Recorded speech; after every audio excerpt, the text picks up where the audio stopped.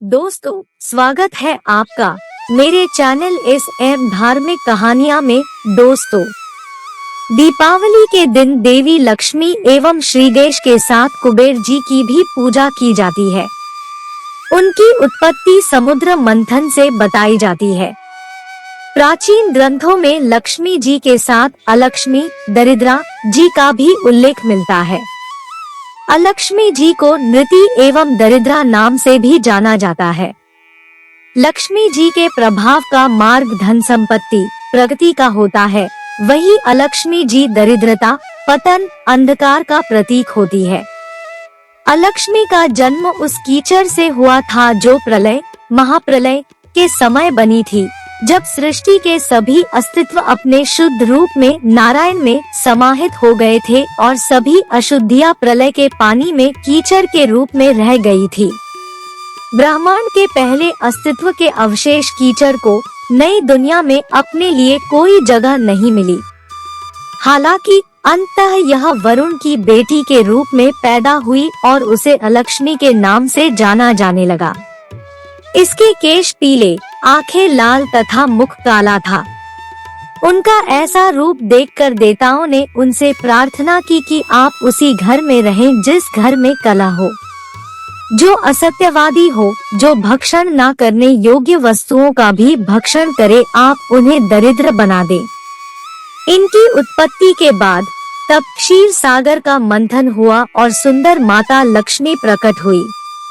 भगवान विष्णु को प्रसन्न करने के लिए उसके पिता भगवान वरुण ने उसका विवाह उनसे कर दिया। इस प्रकार उनकी छोटी बेटी की शादी पहले हुई। यह प्रथा के विरुद्ध था। ऐसा नहीं था कि वरुण ने अपनी बड़ी बेटी की शादी के लिए कोई कोशिश नहीं की थी, परंतु कोई भी उससे विवाह करने को तैयार नहीं था। कीचड़ की देवी असभ्य और कुरूप थी। अब लक्ष्मी परम पुरुष भगवान विष्णु के निवास स्थान वैकुंठ में रहती थी। वह चिंतित थी क्योंकि उसके पिता चिंतित थे। रिवाज के अनुसार यह पिता की जिम्मेदारी थी कि अगर उसकी बेटी बदसूरत हो तो उसके लिए एक उपयुक्त पति ढूंढे। वह उसे घर पर नहीं रख सकता था। यदि ऐसा हुआ तो उसे पाप, धार्मिक पाप की प्राप्ति होगी। एक दिन लक्ष्मी ने भगवान विष्णु को अपने पिता की समस्या के बारे में बताया और उससे इस बारे में कुछ करने का अनुरोध किया। भगवान विष्णु जानते थे कि उन्हें ही अलक्ष्मी के लिए वर ढूंढना होगा। वे ये भी भली भंती जानते थे कि न केवल मर्त्य लोक, नश्वर लोक, बल्कि कोई भी लोक किसी कुरूप स्त्री के प्रति अनुकूल नहीं होता। परमेश्वर सीधे ऋषि उद्दालक के पास गए और उनसे पूछा कि क्या वह अलक्ष्मी से विवाह करके उनसे संबंध रखना चाहेंगे। वह उस पुण्यात्मा ऋषि को अपने बहनोई के रूप में पाकर बहुत प्रसन्न होंगे। ऋषि ने तुरंत अपनी सहमति दे दी। यह इतना आकर्षक प्रस्ताव था कि इसे ठुकराने के बारे में सोचना भी मुश्किल था। विवाह के बाद ऋषि अपनी पत्नी को अपने आश्रम में ले गए, लेकिन अलक्ष्मी को वह स्थान अपने लिए बिल्कुल अनुपयुक्त लगा।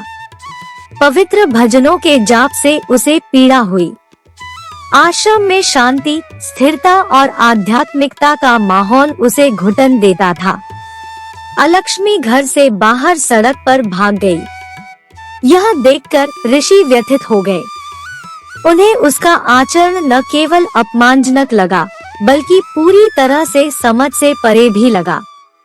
उन्होंने उससे पूछा कि वह घर से बाहर क्यों भागी, वह क्यों रो रही थी और उसे अपने आश्रम में क्या बहुत गलत लगा। तब अलक्ष्मी ने बताया जो ऋषि कभी नहीं जानते थे। वह सात्विक, आध्यात्मिक रूप से शुद्ध वातावरण में नहीं रह सकती थी और केवल तामसिक, आध्यात्मिक रूप से पतित वातावरण में ही रह सकती थी। वह वहाँ रह सकती थी जहाँ लोग हिंसक हों, एक दूसरे से नफरत करते हों, एक दूसरे से ईर्ष्या करते हों, आपस में झगड़ते हों, खुद की प्रशंसा करते हों और एक दूसरे के बारे में दुर्भावनापूर्ण बातें करते हों, चोरी करते हों, यौन अनुशासन नहीं रखते हों और जहाँ पके हुए मांस की गंध आती हो। संक्षेप में, अलक्ष्मी वहाँ नहीं रह सकती जहाँ स्वच्छता, शांति, संतुष्टि और समझ है, और जहाँ पवित्र अग्नि जलाई जाती है और पवित्र मंत्रों का जाप किया जाता है। ऋषि हतप्रभ थे। उन्हें एहसास हुआ कि वह अलक्ष्मी के साथ नहीं रह सकते। ऐसी स्त्री घर में केवल दोहक और कुल वंश का अपमान लेकर आती है और अंततः इस लोक में और परलोक में भी अपने पति के पतन का कारण बनती है। वह जानते थे कि शास्त्रों ने क्या कहा है, कभी भी ऐसी स्त्री के साथ नहीं रहना चाहिए जो गंदी, झगड़ालू और नकारात्मक हो। पुण्यात्मा ऋषि उससे घृणा नहीं करते थे, न ही उन्हें विष्णु द्वारा ठगा हुआ महसूस हुआ। उन्हें किसी से कोई शिकायत नहीं थी, लेकिन साथ ही उन्हें एहसास हुआ कि इस बात की बिल्कुल भी संभावना नहीं है कि अलक्ष्मी के साथ उनकी शादी चलेगी। वह आश्रम में नहीं रहने वाली थी और वह एक साधु के रूप में जीवन नहीं छोड़ नहीं सकते थे, और न ही वह दूसरे पर वह जीवन थोपना चाहते थे जो वह जीना चाहता था। ऋषि ने अलक्ष्मी को त्यागने का फैसला किया। इसलिए एक दिन वह उसे अपने मन की बात बताए बिना जंगल में ले गए और वहां ऋषि ने कहा कि वह खाना लाने जा रहे हैं, लेकिन वह कभी वापस नहीं लौटे। उद्दालक द्वारा अपनी पत्नी को जंगल में ले जाकर अपने असली इरादे छुपाने का कृत्य निंदनीय था। कोई नहीं जानता कि इतना नेक इंसान होते हुए भी वह इस हद तक क्यों पहुंच गया। शायद वह अलक्ष्मी को दोहक नहीं पहुंचाना चाहता था। 3 दिनों के इंतजार के बाद स्थिति की वास्तविकता अलक्ष्मी के सामने आई और वह असहाय, परित्यक्त पत्नी रोने लगी। और ये कोई सामान्य रोना नहीं था, यह जोरदार, दयनीय और दर्दनाक था, और यह नश्वर लोक से परे लोकों में गूंजता था। यह कुछ उपयुक्त स्थान के लिए अवांछित और अस्वीकृत लोगों की व्यथित पुकार थी। अलक्ष्मी का रोना वैकुंठ में उसकी बहन लक्ष्मी के कानों तक पहुंचा और वह दुखी और चिंतित हो गई। उसने अपने पति भगवान विष्णु से अपनी बहन के लिए कुछ करने का अनुरोध किया। उसने बताया कि उसके पति ने उसे छोड़ दिया है और वह गहरे जंगल में बिल्कुल अकेली है। उसने भगवान विष्णु से कहा उसे सांत्वना देनी चाहिए और उसे किसी अच्छी जगह पर बसाना चाहिए जहां वह आरामदायक जीवन जी सकेगी, या फिर उसे वैकुंठ ले आए। भगवान विष्णु तुरंत अलक्ष्मी के पास गए। वह भगवान विष्णु ब्रह्मांड के सर्वोच्च स्वामी को देखकर खुश हुई और शांत हो गई। परमेश्वर ने उसे बताया कि उसकी बहन ने उसे उसके पास भेजा है। उन्होंने उसे अपने साथ वैकुंठ आने के लिए कहा, एक सात्विक निवास जहां वे लोग रहते थे जिन्होंने धार्मिक जीवन जिया था और उनकी कृपा प्राप्त की थी। उसकी बहन वहां की प्रभारी थी और उसे वहां सभी आराम का आनंद मिलता था। अलक्ष्मी ने मना कर दिया। उसने बताया कि वह कैसे अशुद्धियों से पैदा हुई थी। उसने कहा कि उसका स्वभाव ऐसा है कि पवित्रता और सदाचार से उसका दम घुटता है। वैकुंठ उसे पूरी तरह से दुखी कर देगा। इसके अलावा वह हमेशा लक्ष्मी की सुंदरता से ईर्ष्या करती थी और वैकुंठ में वह हमेशा अपनी बहन की समृद्धि से ईर्ष्या करती रहेगी। उसने विष्णु से कहा वह वैकुंठ में बहुत संकट में होगी। अलक्ष्मी ने कहा चूंकि भगवान विष्णु सब कुछ जानते थे और सृष्टि में सभी का ख्याल रखते थे, इसलिए उन्हें अलक्ष्मी के लिए एक ऐसा स्थान ढूंढना चाहिए जो उनकी प्रकृति के अनुकूल हो। परम प्रदाता विष्णु ने अलक्ष्मी के लिए ऐसी जगह ढूंढी। उन्होंने उससे ऐसे घरों में रहने के लिए कहा जहां लोग झगड़ते हों, ऐसे लोगों के घर में रहें जो धोखेबाज और झूठे हैं, जो दूसरों को पीड़ा पहुंचाते हैं और दूसरों को पीड़ा में देखकर खुश होते हैं, जो दूसरों की महिलाओं के प्रति कोई सम्मान नहीं रखते हैं और जो व्यसनी होते हैं। पासे का खेल और जो हर दृष्टि से अशुद्ध है। अलक्ष्मी पीपल के वृक्ष के नीचे निवास करने लगी।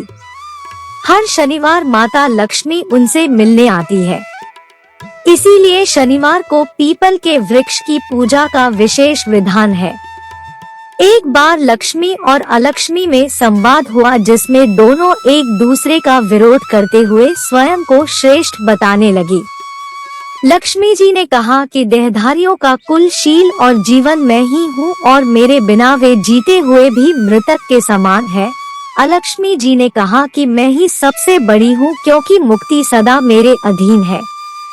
जहाँ मैं हूँ वहाँ काम, क्रोध, मद, लोभ, उन्माद, ईर्ष्या और उद्दंडता का प्रभाव रहता है। दरिद्रा की बात सुनकर लक्ष्मी जी ने फिर कहा, मुझसे अलंकृत होने पर सभी प्राणी सम्मानित होते हैं। निर्धन मनुष्य जब दूसरों से याचना करता है, तब उसके शरीर से पंच देवता बुद्धि, श्री, लज्जा, शांति और कीर्ति तुरंत निकलकर चल देते हैं। गुण और गौरव तभी तक टिके रहते हैं जब तक कि मनुष्य दूसरों के सामने हाथ नहीं फैलता। अथ दरिद्रे, मैं ही श्रेष्ठ हूँ। तब अलक्ष्मी ने लक्ष्मी जी के दर्पयुक्त तर्क को सुनकर कहा, बहन, मदिरा पीने से भी पुरुष को वैसा भयंकर नशा नहीं होता जैसा तेरे समीप रहने मात्र से विद्वानों को भी हो जाता है। योग्य, कृतज्ञ, महात्मा, सदाचारी, शांत, गुरु सेवा परायण, साधु, विद्वान, शूरवीर तथा पवित्र बुद्धि वाले श्रेष्ठ पुरुषों में मेरा निवास है तथा मैं तेजस्वी सन्यासी मनुष्यों के साथ रहा करती हूँ। अब उनकी श्रेष्ठता का निर्णय कौन करे? इसके समाधान हेतु वे दोनों परमपिता ब्रह्मा जी के पास पहुँची और उनसे प्रार्थना की कि वे ही इसका निर्णय दे कि कौन श्रेष्ठ है। ब्रह्मा जी ने कहा, देवियों, पृथ्वी और जल दोनों देवियां मुझसे ही प्रकट हुई है और स्त्री होने के कारण स्त्री ही स्त्री के विवाद को समझ सकती है।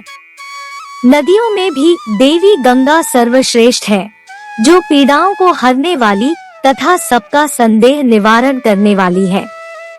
आता आप दोनों उन्हीं के पास जाए। ब्रह्मदेव के सुझाव देने पर दोनों गंगा जी गोमती के पास पहुंची और उन्हें ब्रह्मदेव की आज्ञा और अपनी समस्या बताई।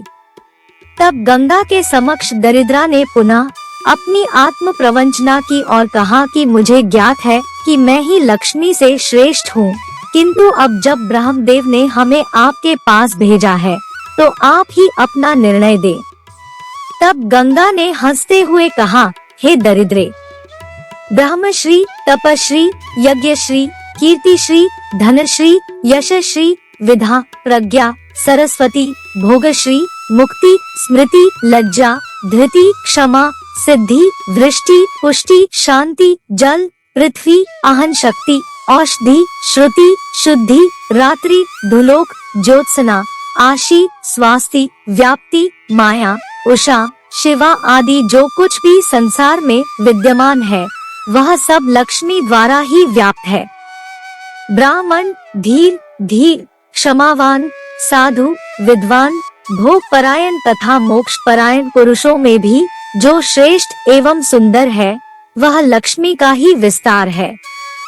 आता तुम्हारा देवी लक्ष्मी से स्पर्धा करना अनुचित है। ये कहकर गंगा ने देवी अलक्ष्मी को वहां से विदा किया। तभी से दरिद्रा ने देवी गंगा को अपना शत्रु माना एवं गंगा जल दरिद्रा का शत्रु हो गया। कहते हैं कि तभी तक दरिद्रा का कष्ट उठाना पड़ता है जब तक गंगा जी के जल का सेवन न किया जाए। इसी कारण गंगा स्नान एवं दान करने से दरिद्रता दूर भागती है और लक्ष्मी की उन पर कृपा होती है। दोस्तों, जिन घरों में गंदगी, अधर्म, धन हानि, कलह कलेश रहता है वहाँ माता अलक्ष्मी का प्रभाव होता है। अगर अलक्ष्मी से घर को बचाना है तो साफ सफाई का विशेष ख्याल रखें, क्योंकि तब घर में लक्ष्मी निवास करती है। दोस्तों, जिन घरों में गंदगी, अधर्म, धन हानि, कलह कलेश रहता है, वहाँ माता अलक्ष्मी का प्रभाव होता है। अगर अलक्ष्मी से घर को बचाना है तो साफ सफाई का विशेष ख्याल रखें, क्योंकि तब घर में लक्ष्मी निवास करती है। जहाँ लक्ष्मी होती है, अलक्ष्मी वहाँ से चली जाती है। दोस्तों, कमेंट करके बताएं कि आपको हमारी यह कहानी कैसी लगी। पसंद है तो इसे लाइक और शेयर करें और ऐसी ही मजेदार कहानियाँ सुनने के लिए चैनल को सब्सक्राइब करना ना भूलें। मिलते हैं जल्दी ही एक और नई कहानी के साथ। तब तक स्वस्थ और खुश रहें। नमस्कार दोस्तों। विष्णु भगवान की जय। जय लक्ष्मी माँ।